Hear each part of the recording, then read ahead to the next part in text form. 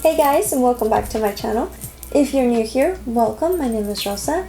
This is the 9th out of 10 videos on this light olive foundation series. I'm on the hunt to find foundations with an olive undertone and help people out, but particularly for those that fall in the light fair to light category. I most of the time fall under the light category of foundations, but the majority of foundations that I have tried, especially on the drugstore foundations, a lot of them pull very dark or too pink or too beige. So I hope that you find this series helpful and where you might be able to find your perfect match. For today's foundation, we are testing out the Tarte Amazonian Clay. This one is in 22G. So if you want to know my thoughts on this foundation, then just keep on watching.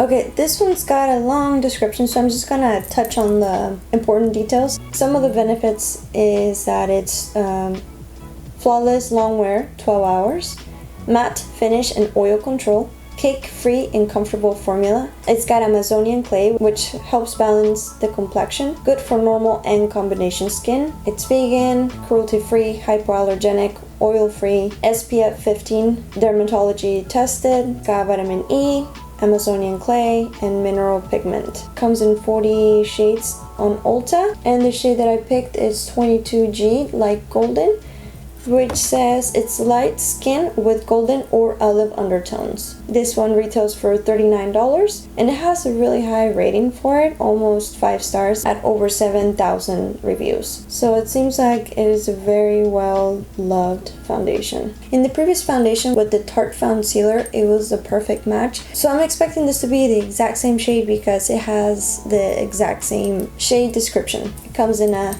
packaging like this. And that is pretty thick.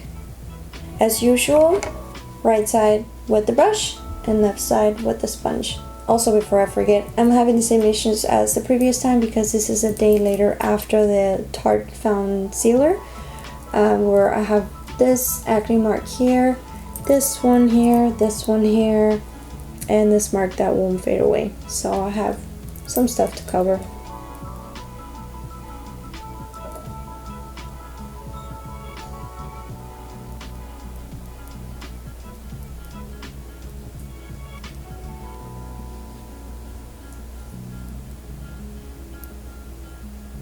I'm building it up as much as I can. To me, it's not like full coverage right off the bat. You have to like really build it.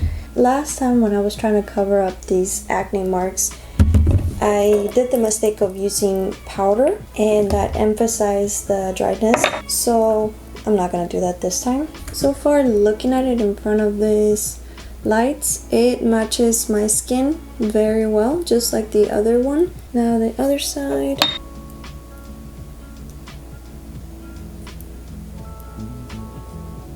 Definitely the coverage is much lighter with the sponge.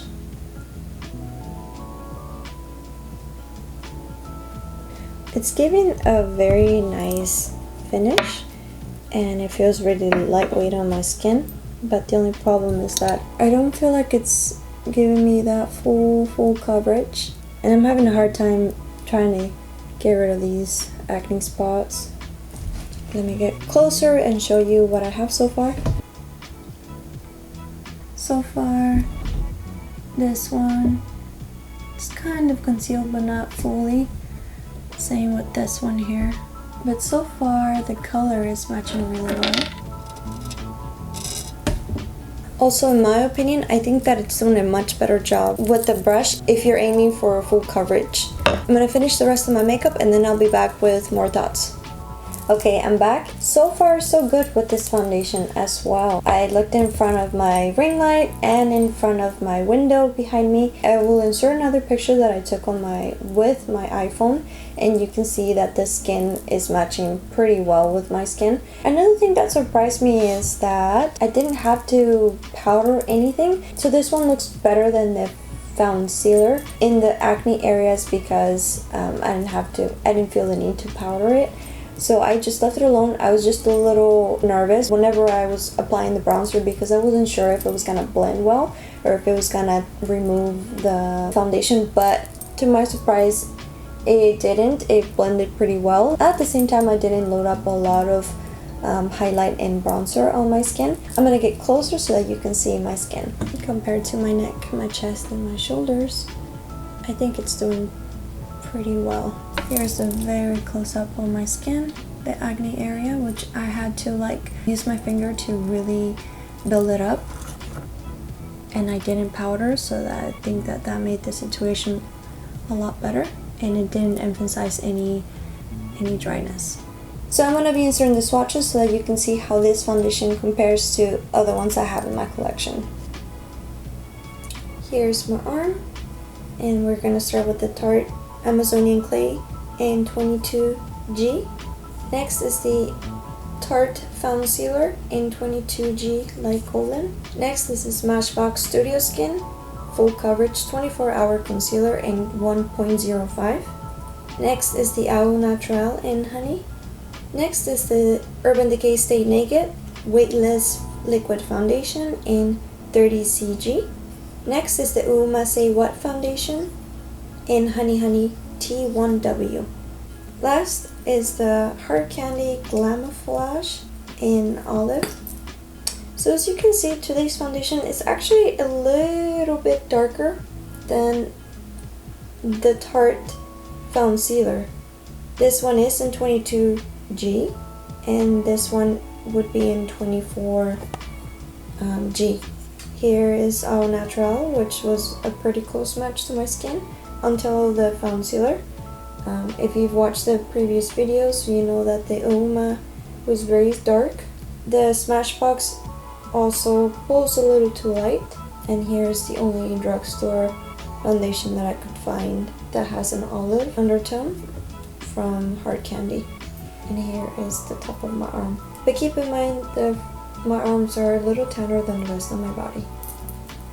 So some final thoughts I have on this foundation is that it does have an olive undertone in it. If you are slightly fairer than I am, then this might be a little too dark, only because it is darker than the Foundcealer. But of course you have the option of adding some white drops to it.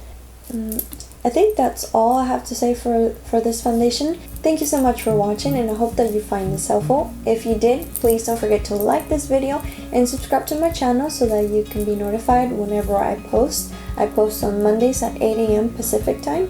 We're down to one more video to finish up this light olive foundation series, so stick around. Thank you so much for watching, and I will see you on my next video. Bye!